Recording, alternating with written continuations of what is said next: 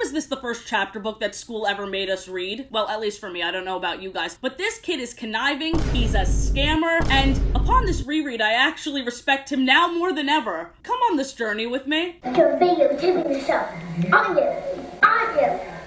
Butt lovers, welcome back to the channel. We explore all sorts of nostalgia, which sometimes includes me reading. We have a wide variety of content in the book report series specifically. I explored the ology books last time, and the time before that we were actually reading Yeehaw Smut, which is very different than this, but still very fun. I don't know what the age range is for people that'll be familiar with this book. It was a core memory for me, my older brother, my younger cousin, but not my younger sister. So I don't know when the exact cutoff is, but whether you're familiar with it or not, you're about to be, because we're gonna talk about it, we're gonna goof, we're gonna have a fun time. We're gonna go through every post-it note, I'll summarize the plot, we're gonna sing. What? And we'll see once and for all if this kid's a hero or a villain, because it's up in the air. Starting off strong with the title card and a baby pic of our main character. This is the silliest shit I've ever seen. Look at him reaching for the pen. I've never seen a picture more prophetic and pathetic. Like, oh, the prophecy will be fulfilled. He will rename the dreaded pen and rebrand it into something way more whimsical and fun. But also, this is really sad. Can you get the kid an actual toy? This cap is a choking hazard. Trust me, I know. I was a little idiot, baby. Survival of the fittest, Nick. You're gonna learn about it quick. Bars. A section of chapter 1. Was Nick a troublemaker? Hard to say.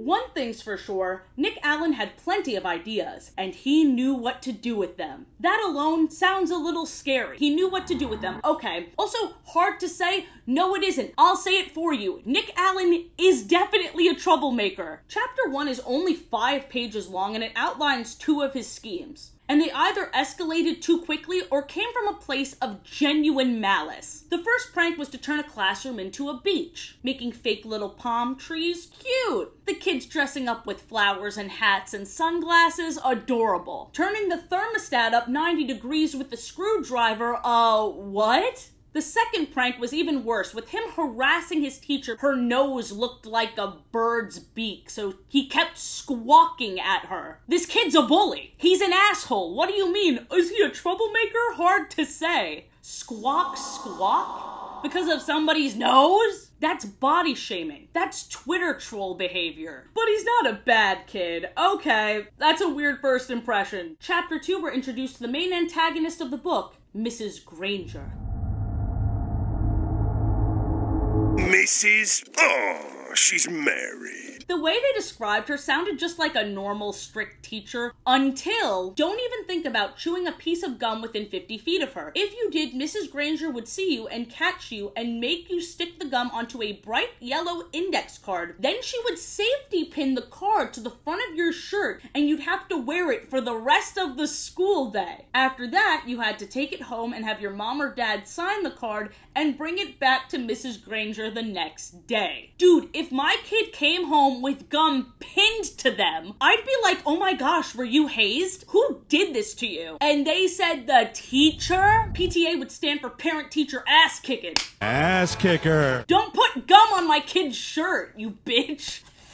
It ripped off part of the book. What the fuck? These index cards are too powerful. With this one line, look it up. That's why we have the dictionary. I wondered how Mrs. Granger feels now that the internet is a thing. Then I laughed. Hee ha, she's old. But then I wondered, when did this book actually come out? And dudes, 1996. 1996, this book is older than me. I should have known with no mention of modern technology anywhere. But also another hint, they're learning to write in cursive, which I don't think is a thing anymore. At the end of chapter 3, it's clear that Nick had met his match. He tried asking a question right before the bell so that Mrs. Granger would not get to assigning homework. Now, this is a level of deviousness I like, because it's for the greater good. Plus, it's the first day of school. Why is she assigning homework? What kind of a monster is she? So the question he asked was, Mrs. Granger, you have so many dictionaries in this room, and that huge one especially. Where did all those words come from? Did they just get copied from other dictionaries? And she clapped back with, what an interesting question, Nicholas. I could talk about that for hours, I bet. She glanced around the classroom. Do the rest of you want to know too? Everyone nodded yes, because they were on to Nicholas's scheme, obviously. Very well then. Nicholas, will you do some research on that subject and give a little oral report for the class? Nick was shaken to his core. His heart was pounding. and he felt small, very small. He could feel the tops of his ears glowing red, a complete shutdown. An extra assignment. Everything he had heard about this teacher was true. Don't mess around with the Lone Granger. How did it take this long for this kid to be put in his place? Is every other adult just an idiot? I wouldn't say I'm rooting for the teacher at this point necessarily, but she's very kind when the work is being taken seriously. Like, oh, surprise, surprise, I want to be respected in my career and actually do my job. So when Nick gave his report, she was actually really proud of him. He was trying to make it like into a time waster again, but everything he was saying was very intelligent and well researched. And it seemed like he didn't even dislike anything besides her encouragement, because what will this mean for his elementary school reputation? It means nothing. The social hierarchy of school and life is absolute bullshit, Nick. So we have this back and forth exploring the dynamic between Nick and this new teacher, the first teacher to actually challenge him. It took 35 pages for the titular bitular of the Frindle to make its first appearance. 35 pages for us to hear his big plan. The whole reason this book exists. The prophecy is nigh! Now there's two things I forgot about. One, Mrs. Granger accidentally inspired this plan with this quote: "If all of us decided to call this creature something else, and if everyone else did too, then that's what it would be called. And then one day it would be written in the dictionary. We decide what goes in that book." And the second thing I didn't remember is this isn't the first time Nick made up a new word. When he was 2 years old, Nick would say guagala when he wanted to hear music. Play that funky guagala, white boy. How did he retain a memory from when he was 2 years old? Who knows? Nicholas Allen is simply built different. Let's hold on to guagala a little bit longer and look it up on Urban Dictionary. Dude, Mrs. Granger would fucking hate Urban Dictionary. Dear heavens, this isn't Merriam-Webster. So the first definition is another word for penis. In a sentence, I'm playing with my guagala. The second definition is what a baby says when it wants music. In a sentence, Guagala! Okay, here's some music, you dumb shit. The 12 downvotes must have not read Frindle, because guagala does not mean penis, how dare you. Mrs. Granger saw Nick's dedication to the whole Frindle bit, and she actually seemed pretty excited to be challenged. This was war. He's very dramatic, a showman even. This was seen especially during the school's picture day. When the photographer said, "Say cheese," the kids shook their heads, they were like, "No," and then they held up their pens and went, "Frindle!" Was 1996 before video games too? Like, why are they... These kids are losers. I literally remember this scene from when I read it as a kid, because I was like, how did he get all of these kids on his side? Like, Mrs. Granger was threatening detention on all of the kids, and none of them cared. They, like, worship Nick. Nick is starting a little cult all around ballpoint pens, dude. The picture day thing gets even weirder later. I remembered something about their mouths actually showing that they said Frindle in the pictures, but it wasn't brought up here, so I thought, oh, I must have misremembered that. No, just stay tuned. There's no reason for this to escalate as much as it does, but the principal then came over to Nick's parents' house to discuss his behavior. Is that something that happened in the 90s? Like, usually the parents come to the school. Why is the school coming to the parents? We have another scene of Nick being absolutely obsessed with looks. He describes his principal as a very large woman. He straight up says she's built like a linebacker. At least he has the self-awareness not to say this out loud at this point. But Nick, buddy boy, you're lucky this was before the age of South Park. It really irritates me. South Park would say that red-haired people don't have souls. Once again, let me just say, I can't believe this is the straw that broke the camel's back. His pranks from before seemed way more malicious. So much so that his mom even stood up for him during this principal-parents conference, essentially saying, who gives a shit that my kid made up a fake word? Oh my god. Like, aren't there more important things that we should focus on? Which led to this very interesting exchange. Quote, Mrs. Granger thinks that it's rather like keeping children from saying ain't. There have to be standards. That's why we have dictionaries. Why is she dick riding the dictionary? She's dictionary riding the dictionary. Anyway, and really the problem isn't so much the word itself. It's the lack of respect for authority. Mr. Allen said, Mrs. Granger's right about that. There have to be standards. We can't have kids walking around saying ain't, can we? Why not? Sounds like Mrs. Granger might have a problem with certain dialects, and in that case, she should keep her thin-lipped ass shut. And that's when Nick piped in. You know that big dictionary in Mrs. Granger's room? The word ain't is right there in the book. I looked it up, and there it was. I don't see why I can't use a word if it's in the dictionary. Mrs. Granger even said that her big dictionary was the law. Why is there emphasis on big dictionary? Dictionary size doesn't matter. And, I hate to say it, but Nick just won. He just won. This could be where the book ends. His logic and research is impeccable. How are they going to argue with that? How are you going to have a problem with ain't when it meets your criteria? It's time to face the music, or Guagala, rather. Nick is going to end up being a lawyer, and a damn good one, and Granger will be dead. The end. How is there more of this book? Page 61, Mrs. Granger is talking to a reporter about the whole Frindle thing. More on that in just a second, but I bet she thought she dropped a hard line with this one. All of this is just a silly fad, and when you add an E to fad, you get fade. And I predict this fad will fade.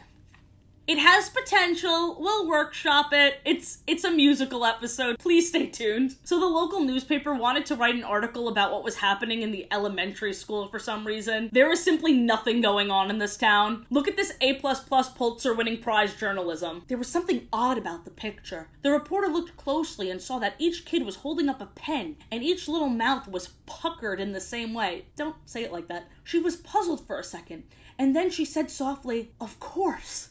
They're all saying Frindle." That's so fucking stupid. Also, the actual headline was, "Local 5th grader says, 'Move over, Mr. Webster.'"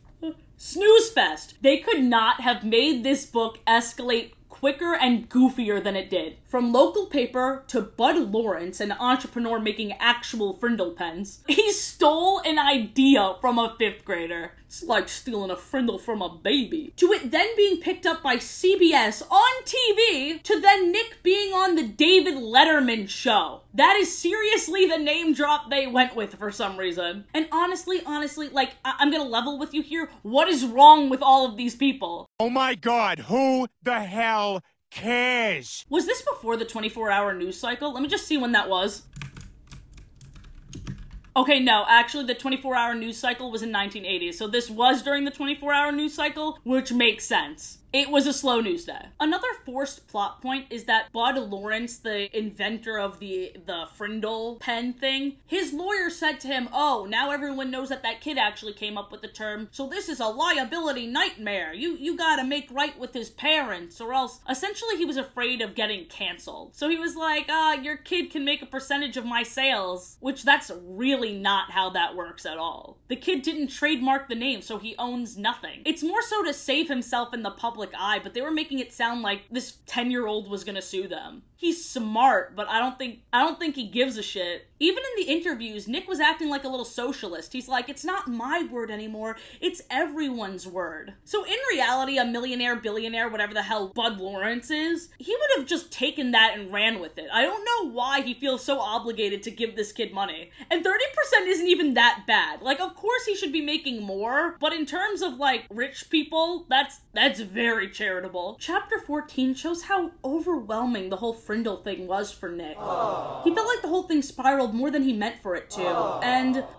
that's just show business, baby. I know we're supposed to feel bad because he's just a kid, and then all of a sudden all these cameras are in his face, and he's like, "I just thought this was a funny thing that me and my friends were doing, and now the whole world is watching me." These TikTok, iPad kids dream of this nowadays. He got really quiet and unproblematic for a while. Success changed him in just the wimpiest ways, and even Mrs. Granger noticed this, so much so she called him into her office and was like, "You didn't do anything wrong." This is the first time we see Mrs. Granger's real motivation. But this gets further confirmed in the last chapter that takes place 10 years later. Nick is now rich as shit from that 30%, and Mrs. Granger had sent him a dictionary where the word Frindle was officially added. Along with this letter, let me read you some of it. I'm gonna be so real, this ending was very good. "A person can watch the sunrise, but he cannot slow it down or stop it or make it go backwards. And that is what I was trying to do with your word. I now see that this is the kind of chance that a teacher hopes for and dreams about. A chance to see bright young students take an idea they have learned about in a boring old classroom and put it to a real test in their own world. I confess that I am very excited to see how it all turns out, but somehow I think I have a small part to play in this drama, and I have chosen to be the villain. Every good story needs a bad guy, don't you think? So someday I will be asking you to forgive me, and I hope that you will. I know you like to think. Please think about this. When I started teaching, no one had landed on the moon. There were no space shuttles, no CNN, no weather satellites. There were no video cassette recorders, no CDs, no computers. The world has changed in a million ways. That is why I have always tried to teach children something that would be useful no matter what. So many things have gone out of date, but after all these years, words are still important. Words are still needed by everyone. Words are used to think with, to write with, to dream with, to hope and pray with. Wasn't expecting that little religious moment there, but and that's why I love the dictionary. It endures, it works, and as you now know, it also changes and grows. Tell me why I got chills. Tell me why I got chills. This is why this book stood against the test of time. It empowered students. It made them feel that what they were learning about, they could also take part in. I don't know how many of us actually invented a word or a phrase or anything that caught on, but this book captured my imagination and my brother's imagination. Not my cousin's, apparently. He thinks this book is stupid. But anyway, I think it just inspired students because it's like, oh, this kid's funny, he's scheming, he's whatever, but he's also smart. It's cool to be smart. This book made it sound like what we learned about in school could actually be applied outside of it, which made us want to learn more, you know what I mean? At the end, he also gave back to the school. Like, Nick started a scholarship in Mrs. Granger's name. He donated like $1 million, so Nick is loaded. But he still looks exactly the same. You're telling me that's a 21-year-old? Get real. Get fucking real. Give him a beard. Here's where things get even weirder. According to Wikipedia, yes, I still use Wikipedia as a source. I know I was just vouching for education, but not that much. In 2015, it was announced that a film adaptation was in development for Frindle. Susan Sarandon was signed on to play Mrs. Granger. That would have been so amazing, but apparently there's been no news about it since. So I think it might be dead in the water, unfortunately. But now I offer you this to think about instead. Maybe Frindle shouldn't be a movie. Maybe it should be a musical. Okay, not convinced. Okay, not convinced. Let me show you a bit of it. Nicholas Allen, the one on the cover. He's not your average 5th grader. He's not like the others. He's the main character. He body shames, but it's just a quirk. What does that mean? Look it up. She's Mrs. Granger. She doesn't like new words, but that ain't gonna stop her. These kids will have to learn. It's an FAD, now make the ending an ENS. Frindle will fade, they can't do this all day. The words we use are the words that will stay. A fake word isn't much to write home about, but if you were, you'd write it with a Frindle. We have the right to be little shitheads, but free. It's our word and we like it and we know you will fight it. There's bigger issues than these. Keep in mind, we're just kids. 10 years later. Nicholas, is that you? Mrs. Granger, what are you doing here? You did it, you son of a bitch. You did it. Are you dying? Mrs. Granger, no!